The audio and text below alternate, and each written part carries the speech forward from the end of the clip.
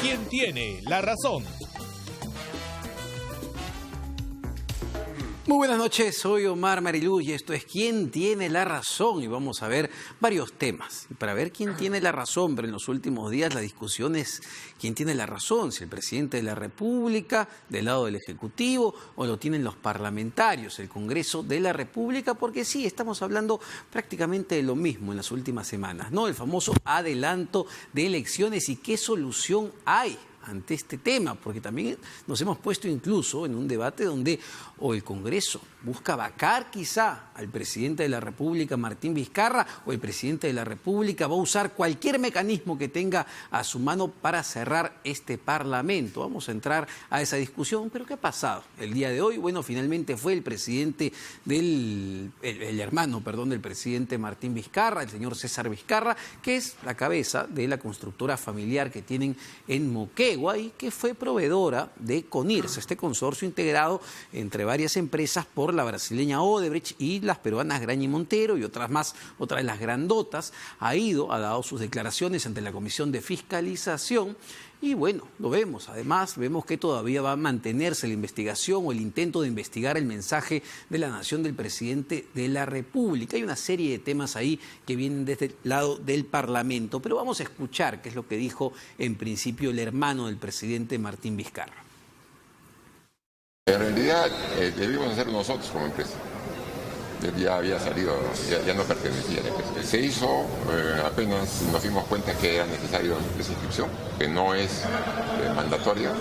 Ya él había renunciado con anticipación. No hemos contratado nunca con Odebrecht. Bien hemos dicho en la comisión que no conocemos a Odebrecht. Sí, nunca. En las primeras dos hemos contestado con documentos. Ahora he venido personalmente. Creían que no estaban las cosas, que estábamos ocultando algo, y no es así. Donde dije claramente que la empresa CM Vizcarra es una empresa ética que nunca, jamás ha participado en actos de corrupción.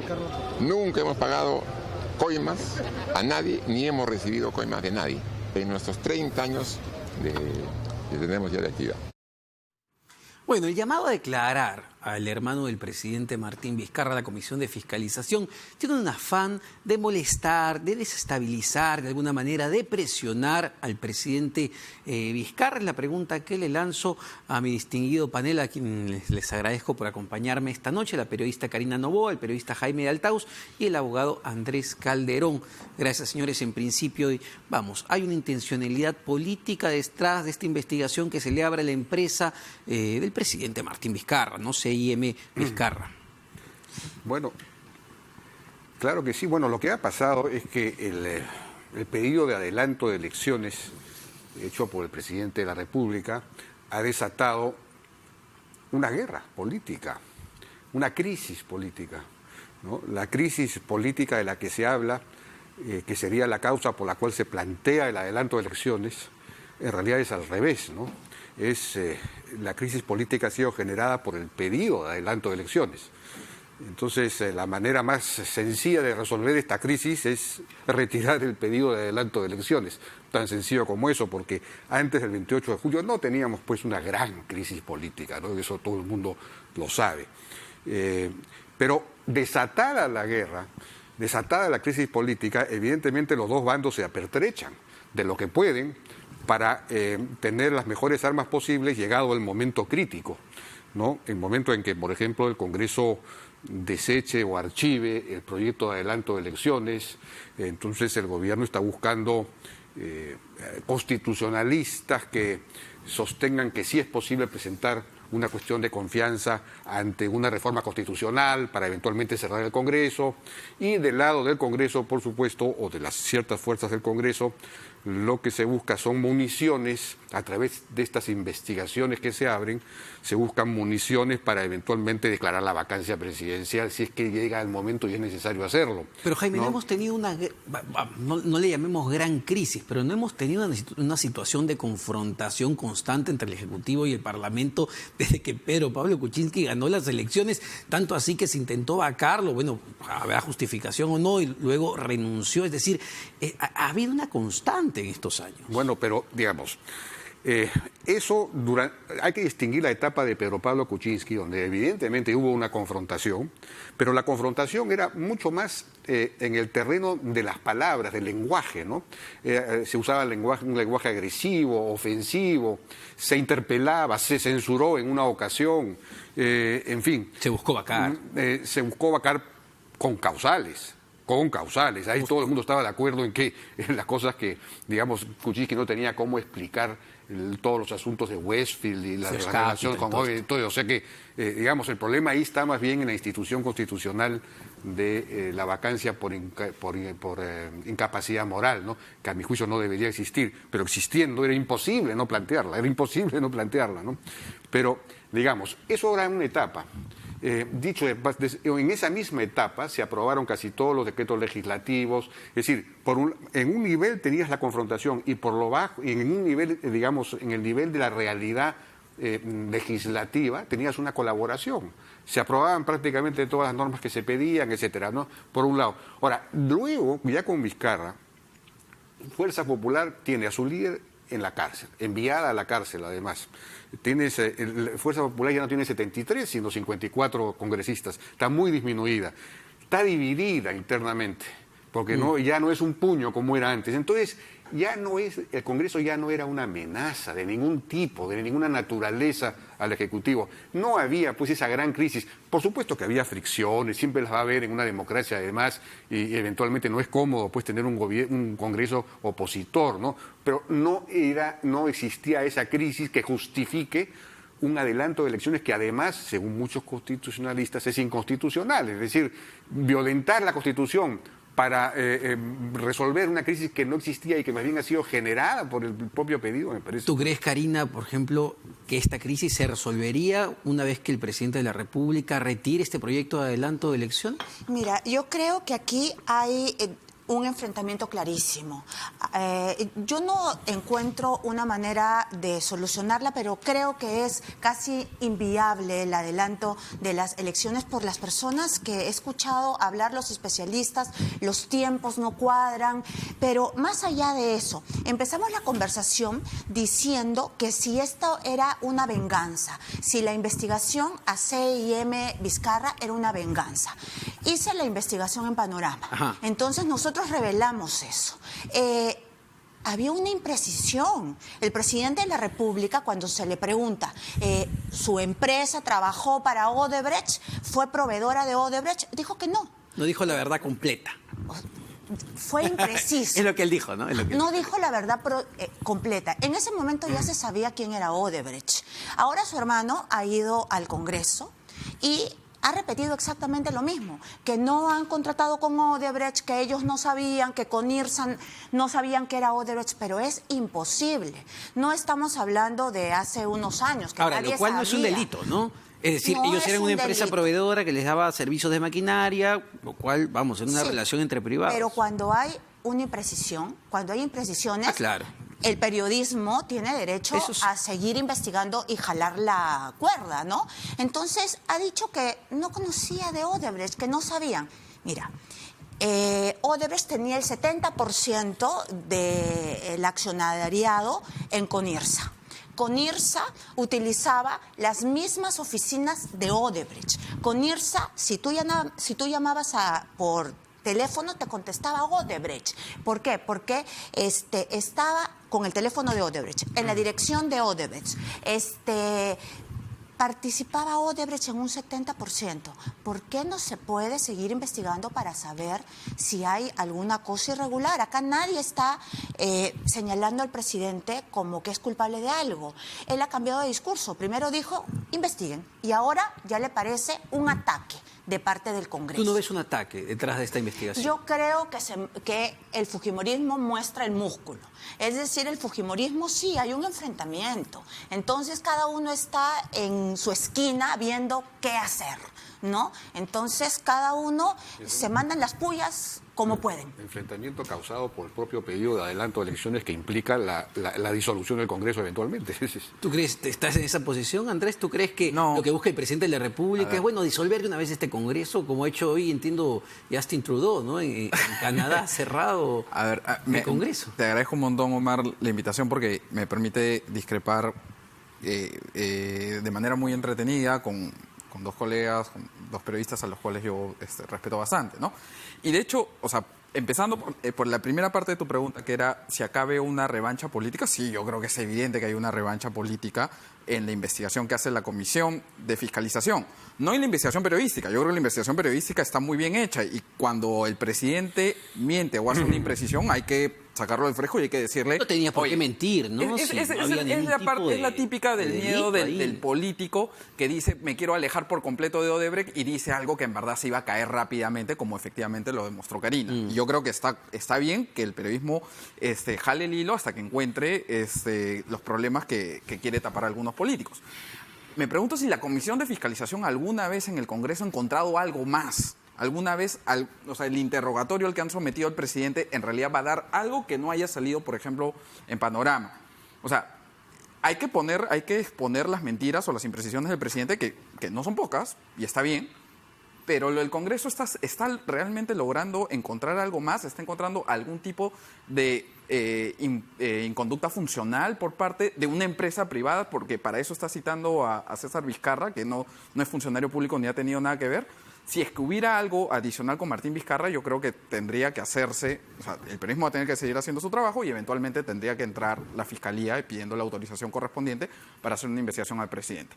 Y lo segundo que tiene que ver con, obviamente eso es una reacción política a una movida política también del presidente, que los ha puesto en jaque con el adelanto de elecciones. Sin embargo, ahí yo discrepo con Jaime en qué fue primero, si el huevo o la gallina, ¿no? O sea, si fue que el presidente inició esta crisis o en realidad la crisis se inició en el 2016 y no ha parado, sino que ha tenido distintas intensidades. Y para mí eso es algo bastante obvio. Más allá de que creo que con muy buena intención Jaime y otras personas dirán, oye, busquemos una solución, tratemos de encontrar una solución negociada, conversada, y quizás la haya.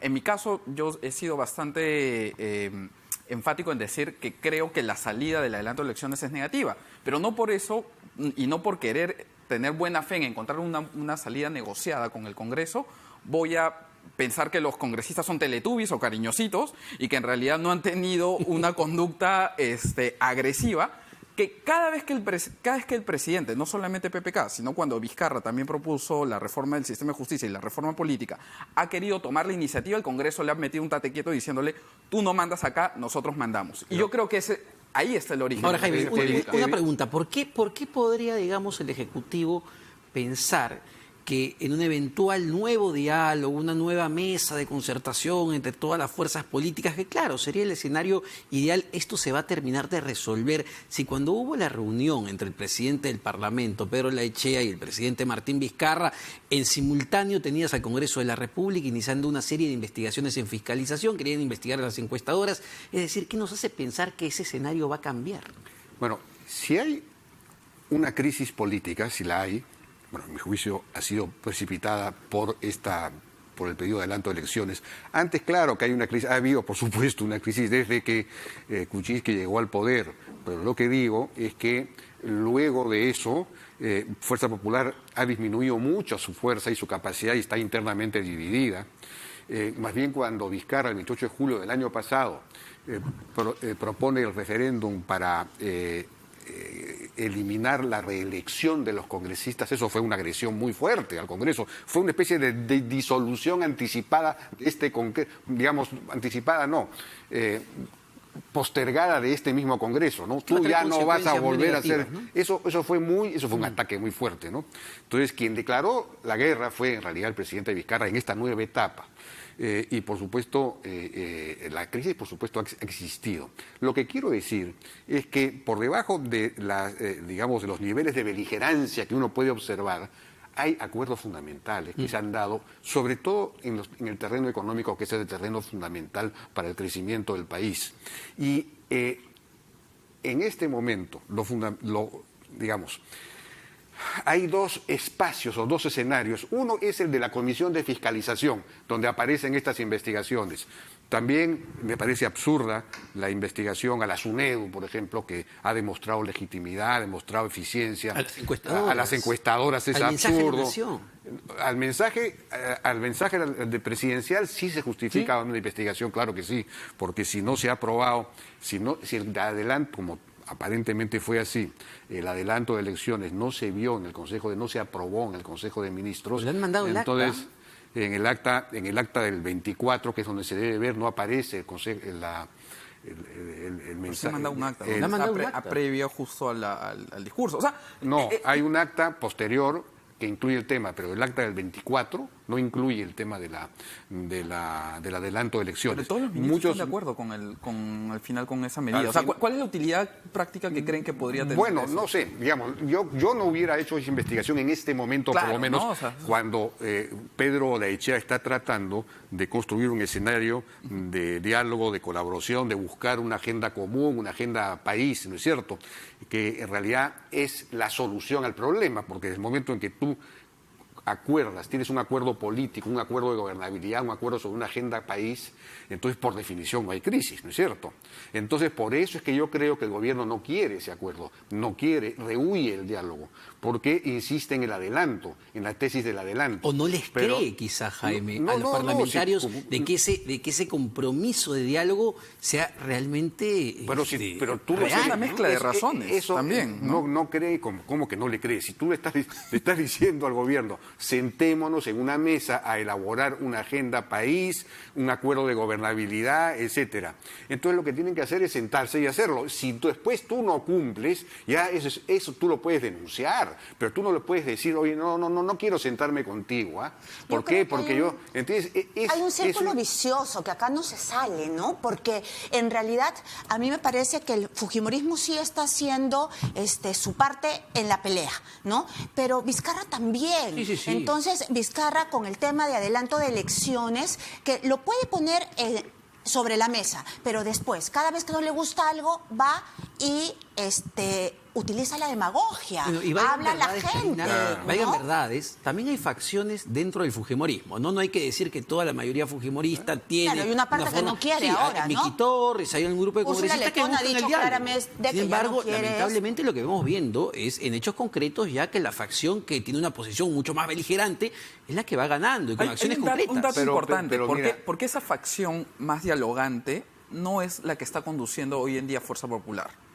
Eso es un mensaje concreto que para el Ejecutivo le puede hacer dudar de la idea de llegar a un acuerdo que realmente se va a cumplir. Pero porque segundo ellos Tapia es parte de esta otra facción del fujimorismo. La Claro, explicación duros. la respuesta a esa pregunta es que el pedido de adelanto de elecciones, que fue un desafío, un reto, digamos un planteamiento muy agresivo, empoderó al ala dura de Fuerza Popular, que entonces tomó el control interno, porque hasta ese momento el ala dura no tenía la mayoría dentro de Fuerza Popular. Ahora Fuerza Popular está dividida en esas dos alas, ¿no? Pero un asunto que me parece importante, teóricamente,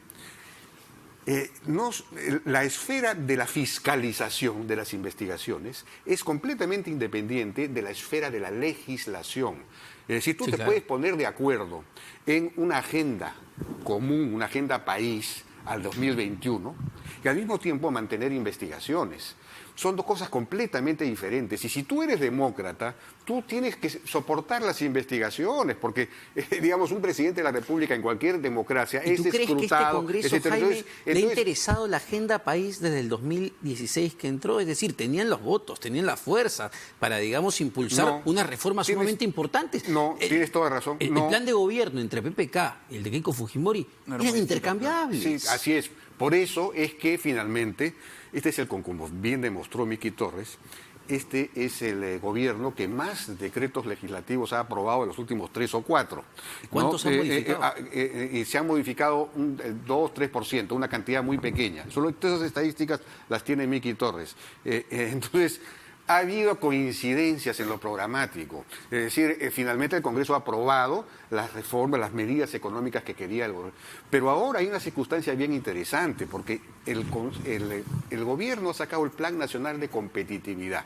que por primera vez existe y que tiene un conjunto de reformas bien interesantes y algunas relativamente profundas, incluso en el tema laboral. Y hay 2 o 3 que quizá el gobierno no ha querido finalmente promulgar, o digamos proponer, pero el Congreso sí podría hacerlo. Ahí está Miki Torres interesado en ese tema y un grupito. Entonces, es la ocasión para sentarse y sacar adelante reformas.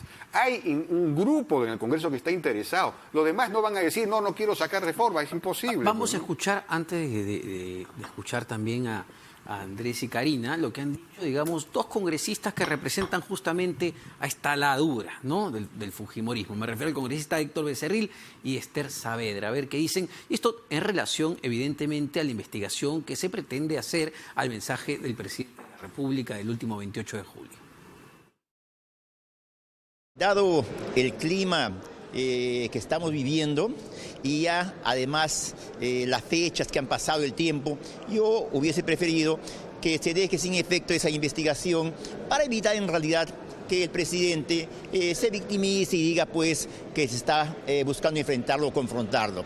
En el momento que se debate en el Pleno, cabe esa posibilidad de que no se dé facultades de comisión investigadora y finalmente ya eso no se investiga, ¿no? Somos elegidos por un pueblo. Y a mí no sé qué me da, presidente, que irresponsablemente vengan, presenten por la emoción, no sé por qué, presenten un proyecto, pidan una comisión investigadora y luego dice, retiro mi firma porque soy secretario, pero no estoy de acuerdo. Retiro mi firma porque ya no quiero presentarlo, pero ya habíamos votado, presidente. Yo creo que aquí somos mayores, adultos. Este no es un sitio de recreo, no es un juego de muchachos, presidente de la comisión. Es algo serio. ¿Ese es el ejemplo que están dando?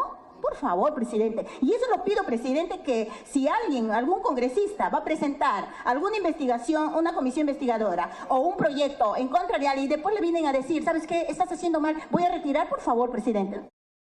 Bueno, más allá del tema del mensaje de la nación, que puede ser importante, hemos más o menos escuchado, lo que uno percibe de las últimas semanas del Congreso de la República, de esta nueva legislatura, es que se están olvidando efectivamente de lo que dice Jaime, de la otra función que también es parte de los parlamentarios, la función de legislar, de aprobar leyes y aprobar medidas en favor del país. Y lamentablemente ahí es donde deberíamos ver los consensos, ¿no? Sin embargo, estamos viendo este afán fiscalizador que está muy bien, pero ¿hacia dónde nos lleva, como dice Andrés? O sea, yo preguntaría si recuerda alguien en esta mesa,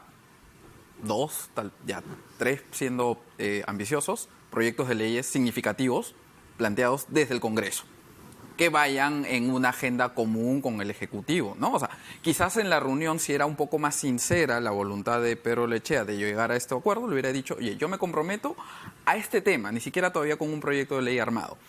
El problema está en que creo que los congresistas de Fuerza Popular no leyeron el Plan Perú de Fuerza Popular a la campaña, o sea, nunca pensaron que no iban a hacer gobierno y entonces en el legislativo no trabajaron nada que realmente sea una muestra de un compromiso con el país. Creo que han habido votaciones y honrosas excepciones, han mencionado por ahí algunos, han habido momentos en que Úrsula Letona, Miki Torres, algunos otros congresistas han mostrado un poco más de cordura y apertura al diálogo y eso está bien, pero digamos, una golondrina no es un verano, ¿no? Entonces hay que ponernos a pensar de si es realmente unas pequeñas señales de algunos congresistas, iniciativas individuales, o estamos hablando de una voluntad política dirigida desde la cúpula de Fuerza Popular, ¿no? Y hasta ahorita, yo nuevamente no voy a justificar el pedido de adelanto de elecciones. A mí me parece irresponsable. Creo que el escenario puede ser peor agilizando las cosas. Pero porque no esté de acuerdo con una medida, no me voy a tapar a la realidad, que es que el Congreso es el principal responsable para mí de la crisis política y creo que no están mostrando la madurez que hubiera requerido tratar de trabajar por lo menos en los 2 siguientes años para no agravar esta crisis, para llegar tranquilos, no peor, al 2021. Yo no soy tan optimista, no creo que haya una solución tranquila, creo que un poder va a terminar imponiéndose al otro, lamentablemente, aunque quisiera que eso no pase, pero no veo ninguna señal contundente que me haga pensar lo contrario. Claro, ¿cuál sería en todo caso, Karina, la salida política al respecto. Yo recuerdo un pasaje previo a que Keiko Fujimori entre con esta prisión preventiva al penal y donde ella misma habla de un diálogo, habla de hacer las paces, de dejar ya este ambiente de confrontación que ella misma reconoce y bueno, lamentablemente esto no se ha dado y no se ha podido concretar en deterioro del país. Sí, yo soy un poco más pesimista. En realidad yo he terminado por no creer lo que se dice porque creo en lo que se hace. Entonces, simplemente el Congreso de la República no está dando luces de querer solucionar las cosas. El presidente de la República no está dando luces con este pedido de adelanto de elecciones, de querer algún tipo de transición tranquila. Lo único que va a suceder es que nuestra economía va a terminar sufriendo. Creo que todos los economistas van en ese sentido, ¿no? O sea, sus análisis es que no es que nos va a ir mejor con el adelanto de elecciones. Yo lo he visto al presidente de la República mezclar en sus declaraciones temas de adelanto de elecciones con temas populistas como vamos a mejorar en temas de pobreza y adelanto de elecciones. Va a haber una mejor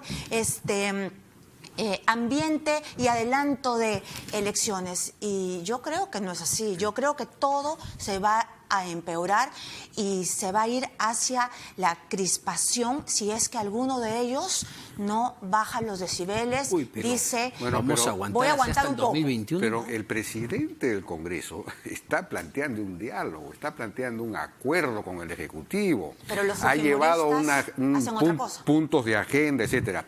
Los congresistas de fuerza y en general opositores, claro, tomaron al día siguiente mismo decisiones de investigación que parecían un sabotaje digamos, a la política del presidente del Congreso. Pero repito, una cosa son las investigaciones y otra cosa es la posibilidad de un acuerdo programático, un acuerdo sobre una agenda común. Acabamos de escuchar a Becerril dando a entender que van a retirar las investigaciones, que no las van a aprobar en el Pleno, ¿no? De repente hay un cambio de actitud, ojalá. Pero en todo caso, eso es, digamos, la respuesta, la reacción ante el ataque del adelanto de elecciones. Pero el presidente también ha tenido una respuesta, ¿no? Miren lo que están haciendo. De acuerdo. Entonces deberían morigerarse, pues efectivamente. Pero la única salida de esto es un acuerdo. No hay otra salida, porque si no, vamos a una confrontación total, porque va a venir el rechazo, luego va a venir la cuestión de confianza, luego de repente viene una cuestión. Vamos al caos completo. Nadie quiere fumarse la pipa de la paz. Nadie quiere, porque yo me doy cuenta que el Congreso quiere. Con toda seguridad. Después de eso, ha habido un comunicado, después de la comisión, aíslate de la comisión de fiscalización. Fuerza Popular emitió un comunicado después de eso, diciendo que respaldaban completamente las gestiones hechas por el presidente del Congreso para llegar a un acuerdo sobre agenda país y todo lo demás. Comunicado hecho por la bancada de Fuerza Popular. Eso fue después de estas investigaciones que se decidieron. Pero claro, como dice Karina, ¿qué actos concretos vemos de parte de los dos lados hacia justamente esos puntos mínimos de consenso? Porque el día de más hoy, allá de declaraciones lo único que digo es que es la única salida. No hay otra salida. Claro, porque el y día el de Congreso hoy, está tomando la iniciativa y el fiscalización Ejecutivo no quiere. Salvador de Solar no responde. El presidente ya no quiere volver a reunirse. Entonces, eso es lo que está pasando. El Ejecutivo no quiere esta reunión porque pondría en evidencia que no hay tal crisis. Para cerrar este tema e ir ya al tema de Lavallato, que también es un tema importante con todo lo que se ha descubierto en medio de todo este contexto político, además, ¿no? Andrés, digamos, ir hacia una cuestión de confianza. También se señalaba como uno de los peores escenarios, porque tendríamos que llamar a unos congresistas, si es que, claro, fuese constitucional y si se aceptase, que es otro debate que nos pondría en incertidumbre además. ¿Cuán conveniente es? Las salidas se van reduciendo y una parece peor que la otra. Sí, a ver, lo que sucede es que, para aclarar, la cuestión de confianza con relación a una reforma constitucional no es algo que esté previsto en la Constitución, ni permitido ni prohibido, y el Tribunal Constitucional no ha dicho sobre ese supuesto específico que está permitido o está prohibido. O sea que vamos a sacar opiniones de cualquier lado, para poder Está para argumentar la uno del otro interpretación. lado. Sí, está para la interpretación y hay que ser un poco más honestos y humildes con saber en aquellos casos en los que es discutible y aquellos casos que es blanco y negro. Yo creo que lo honesto aquí, a pesar de que yo no estoy a favor de que haya una cuestión de confianza en ese tema, es decir, oye, esto no es blanco y negro, esto no tiene una solución. El solo hecho de que no haya una solución previsible, creo que desaconsejaría plantearla, Claro. porque estás haciendo una apuesta. En un punto muerto. Podríamos caer en un punto muerto. Podríamos caer en un punto muerto y yo también creo que esa sería, digamos, una apuesta muy arriesgada de Martín Vizcarra que no creo que deba tomar, no Ahora, creo que no se la aconsejaría. Porque ¿qué hace Martín Vizcarra, que hace el presidente de la República, si el Congreso dice, muy bien, cuestión de confianza? Sí, yo te lo apruebo, hermanito. Pero ¿sabes qué? Esto no va. Como pasó con los proyectos que envió, Sí, ¿no? claro, Que o sea, te fueron la de reforma apruebo y constitucional. después hago Perdón, algún tipo de cambio. Los proyectos de reforma constitucional fueron aprobados todos menos uno. Todos. Otro tuvo un Y los cambio. cambios que Y hubo modificados, fueron ¿no? sugeridos por el propio Salvador del Solar. Acordémonos bien de eso. Hay que seguir bien las cosas. Sí, por ejemplo, en el tema de las primarias, se aprobaron las famosas primarias obligatorias, pero se sugirió que para Todavía no está en esta Congreso. ocasión, para el 2021, lo que estaban inscritos no. Esa solución fue sugerida por Salvador del Solar. ¿Me entiendes? Entonces, fueron aprobados los 5, menos el de inmunidad. El de inmunidad, sin embargo, tuvo mejoras importantes. Ahora que No estamos, lo que. ahora Bueno, que pero en estamos fin. hablando de apuestas, tú apostarías, o sea, en verdad, tú apostarías, tú dirías, oye, ya, yo apuesto todo mi patrimonio a que Fuerza Popular sí va a respetar el diálogo, porque ese optimismo, Claro. o sea, tú crees que sí es confiable, ¿no? O sea, Claro, en Fuerza Popular. bueno, yo creo que no le queda más remedio. No, le queda ¿verdad? más- no, una cosa es que no te quede remedio y tú digas, oye, voy a tratar de sacar esta carreta adelante como se pueda. Claro, pero si y otra hay- cosa es realmente pero si Andrés- vamos a confiar. o sea, Pero Andrés, si hay un interesa acuerdo, si hay un realmente. acuerdo firmado Pero yo- con puntos concretos. yo quisiera tener tu optimismo, ¿no? O sea, pero me es parece que es... Tienes a la opinión pública que puede exigir que se cumpla. Y si no se cumple, lo denuncias y pagarán el precio político. Pero es, digamos, negarse a tener un acuerdo es irracional, poco democrático. ¿me Yo creo- entiendes? yo creo que- ya puedes no cumplirlo al final, entonces le caes encima. O sea, yo creo Vas a que tener la Vizcarra opinión pública. tiene un límite que está señalado en la Constitución, o al menos en aquello que no le está completamente permitido, al cual eventualmente se va a enfrentar. Y se va a enfrentar, crea o no crea, en la posibilidad de llegar a un acuerdo con Fuerza Popular. Y entonces ahí vamos a ver también cuál es el talante democrático de este presidente. Porque yo creo que si llega a tensar la cuerda hasta el punto de decir, oye, cuestión de confianza, así el Tribunal Constitucional no lo haya permitido, o incluso si falla en contra, o sea, ya no está en el camino de la disolución constitucional del Parlamento, sino ya está en el cierre del Congreso porque todo el mundo lo apoya. Eso es inconstitucional y ahí él notaría que un montón de gente que incluso estando a favor del adelanto de elecciones o la eventual disolución del Congreso, estarían del otro lado porque dirían, no, señor, acá usted ya está chocando con la Constitución, y una cosa es la conveniencia política o cómo creemos que debemos solucionar una crisis, y otra cosa es sentarte en las normas. Nada más para cerrar esta idea, Jaime, yo creo que Vizcarra, si no ha pensado en cuál es ese plan ante el escenario de que no logro una aprobación por parte del Congreso y tampoco tengo una salida constitucional clara, de tener que decir, ok, ¿qué es lo que hago para convivir con este Congreso al cual he pechado tanto?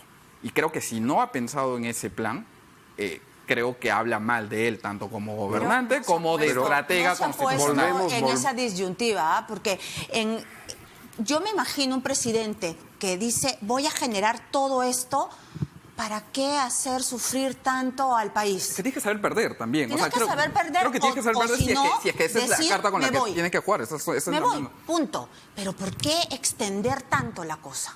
A mí me parece que en realidad yo sí soy bien pesimista. Veo que esto va a era una empeorar. de las salidas que le decían y que le invocaban a Martín Vizcarra desde el Parlamento, que bueno, si ya se cansó de gobernar, No quería. si es inviable, digamos, continuar en esta relación con el Parlamento, que renuncie. Pero claro, también, vamos, Vizcarra se va, Vizcarra pone un pie fuera de Palacio de Gobierno, ¿y no creen ustedes que lo van a destrozar?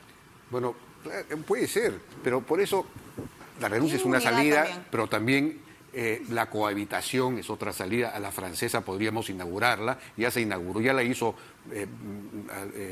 Manuel Prado con Pedro Beltrán en su momento. Pero si no quieres la cohabitación, un gabinete de consenso, esa es otra salida. Todas esas son salidas democráticas. Bueno, Pepe ¿Por qué Cato no se un le gabinete ocurre? de ¿Por qué? consenso y lo buscaron vacar, ¿ah? Recuerda que hubo incluso... Tú no consideras que hay ninguna causal de vacancia. Bueno, ya no importa. Pero lo que yo creo es que Vizcarra, el presidente Vizcarra, se ha metido con poca reflexión, porque parece que esto fue una decisión de los últimos 2 días, en un callejón sin salida. Porque no solamente es el hecho de que no hay salida constitucional, porque además ni siquiera tendría eventualmente la oportunidad, porque evidentemente el Congreso no va a decir no doy confianza. Lo que va a decir es, va a declarar improcedente el pedido de confianza si es que llega la cuestión de confianza. La va a declarar improcedente y va a contraatacar diciendo, oiga, esto es una infracción constitucional lo que usted está haciendo. Ese es un Entonces va a buen punto. acusar de infracción constitucional al presidente. Podría declararlo, pero en una previa no, cuestión de confianza también se hizo sobre reforma constitucional. La de la reforma política. O sea, sí, no, ya sé. Esa Puede es la parte plantear que cuestión de genera la confianza, discusión. pero el Congreso va a decir esto no es improcedente y por lo tanto, no va a decir no te doy confianza para autodisolverse, no lo va a hacer. Lo que va a decir es declaro improcedente, esto es inadmisible, esta demanda es inviable, Es en un punto muerto, inadmisible, ¿no? Sí. y por lo tanto más bien te acuso a ti de infracción constitucional, en fin. Y tendrán los vamos votos para la vacancia. O sea, también, o sea, al final por eso Es cuestión de votos, ¿no? Nuevamente, Es cuestión de votos. Es cuestión de votos tanto para aprobar el adelanto como para aprobar la vacancia. Sí. Yo creo que ninguna de las dos fuerzas que se han estado enfrentando durante estas últimas semanas desde que hubo la propuesta de adelanto de elecciones ha logrado consolidar y ha logrado tener suficiente peso Así como es. para imponerse a la otra. Entonces, eventualmente podríamos caer en el punto muerto, podríamos llegar a un, no sé si acuerdo, ya yo no estoy seguro si van a llegar a un acuerdo, pero van a tener que soportarse, van a tener que vivir en cuartos, la palabra, en cuartos separados y mirarse feo y cruzarse en la entrada, ¿no? Yo quiero insistir en el tema del acuerdo, porque creo que el acuerdo es muy fácil. ¿Por qué? Tienes de un lado el plan que mencioné antes, el Plan Nacional de Competitividad, donde ahí está la agenda. 84 propuestas. 84 propuestas, de las cuales hay por lo menos 9 o 10 que suponen proyectos de ley. Y hay algunas interesantes en temas incluso de reforma laboral. Que el Congreso podría poner además otras en esa misma línea. Están los 5 o 6 proyectos o reformas políticas pendientes que tienen que ver con la gobernabilidad, que si no se aprueban para el 2021, el gobierno del 2021 puede repetir la misma trampa de gobernabilidad, es decir, terminar con un Congreso opositor y con problemas de gobernabilidad serios, ¿no es cierto? Entonces faltan, ahí tienes un conjunto de temas y de reformas importantes para un acuerdo. ¿Dónde no se van a poner de acuerdo? ¿Dónde se focaliza? Yo no diría la obstrucción o el obstruccionismo, sino la discrepancia absoluta, que puede ser vista como obstruccionismo. ¿Dónde se focaliza? En el tema de educación. En educación es donde están enfrentados a muerte, porque hay esta especie de cosa religiosa en un sector importante de Fuerza Popular y otra parte y otras bancadas que están completamente en contra de lo que llaman ideología de género, etcétera. Además están en contra de la reforma universitaria, de la SUNEDU, etcétera. ¿Ves una preocupación? Ahí yo sí, que fuera el gobierno, ahí yo sí haría cuestión de confianza en torno a esas políticas. Nombrar a Ahí Tamara sí. Arimborgo en la Comisión de Educación, por ejemplo, es otra provocación. ¿No? Bueno, es una decisión libre, pero por supuesto, el llamado adelanto de elecciones precipitó esas decisiones, empoderó al ala dura. Lo repito, eso es lo que ha pasado. Esto es como la física. Toda acción tiene una reacción de igual de intensidad y medida. Ya no recuerdo cuál era el axioma ese de la física. Es lamentable porque así somos, pues así somos los seres humanos, ¿no? Bien elementales y primitivos. Entonces, pero por eso insisto en que las condiciones para es muy fácil ponerse de acuerdo porque temática y programáticamente no creo que haya grandes diferencias en torno incluso a reformas importantes. En educación sí no se van a poner de acuerdo. Eso es lo único. Ahora, ese es el único tema. Para ir terminando, ¿no? Con el tema ya Lavallato, y me gustaría saber tu opinión, Karina, de cómo puede cambiar incluso este escenario que tenemos en este momento una vez que Jorge Barata empiece a declarar quiénes son, con nombre y apellido, cada uno de estos 71 codinombres que han empezado a salir. Y estamos hablando de 13 obras donde la constructora brasileña habría pagado sobornos. Y estamos hablando de la clase política. Incluso podrían haber congresistas porque hay un codinome de campañas legislativas.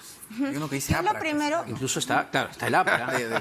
¿Cuál podrá ser? Eso no es un codinome, ¿no? yo lo primero que quiero decir es que Barata dice y hace cuando quiere y cuando le conviene. Yo quisiera saber si estoy confundida o no, pero desde Hamilton Castro se le pagó a Lenz una especie de consultoría en Suiza para que hiciera cuáles eran más o menos las obras y cuál era el hilo de investigación. Él dio 20 obras.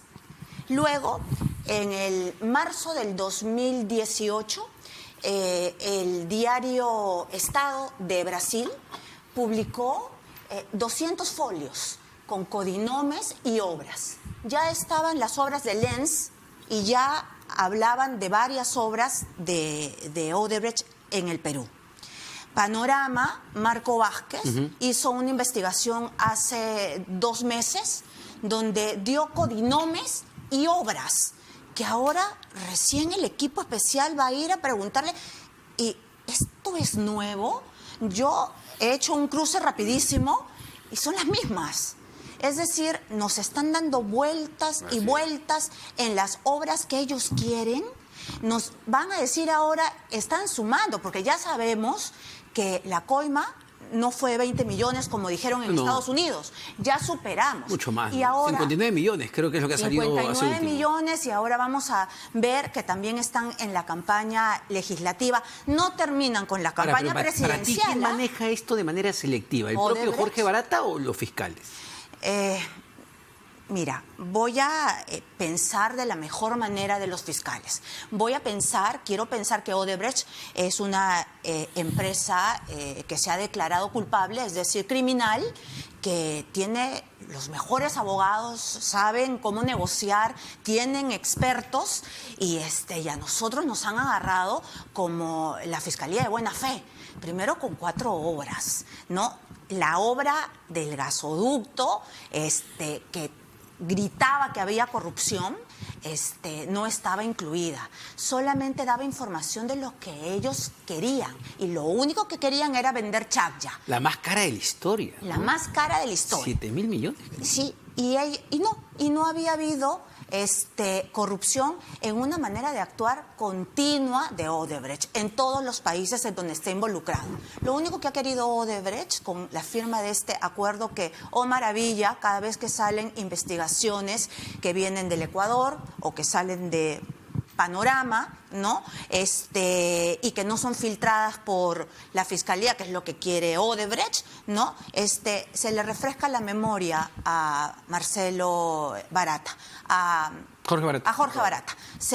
Bueno, está bien que se acuerde, que haga memoria y que ya los fiscales, cuando vayan a entrevistarlo en octubre, que todas esas listas, que venga, que le pongan en la hoja y que él diga, este es este, porque es también... Ahora, no digo que haya coincidencia con lo que voy a decir, pero sí los tiempos van a ser, digamos, van a llamar mucho la atención porque entiendo que Barata va a hablar el 3 de octubre, a principios nada más, faltan pocos días, y entiendo que todo este tema del adelanto de elecciones tiene que, según el presidente Vizcarra, tendría que definirse ya hasta fines de septiembre. Entonces, el momento va a ser bastante complicado por las declaraciones que pueda dar Barata, o ya, digamos, de lo que hemos visto, ya no hay mucho que nos pueda sorprender. Pero no qué sé. conveniente, ¿no? Porque se vienen los nombres de los congresistas. No terminamos de saber los nombres de las campañas, de los implicados en los aportes de campañas como Susana de la Puente, ¿no? O sea, ¿qué pasó?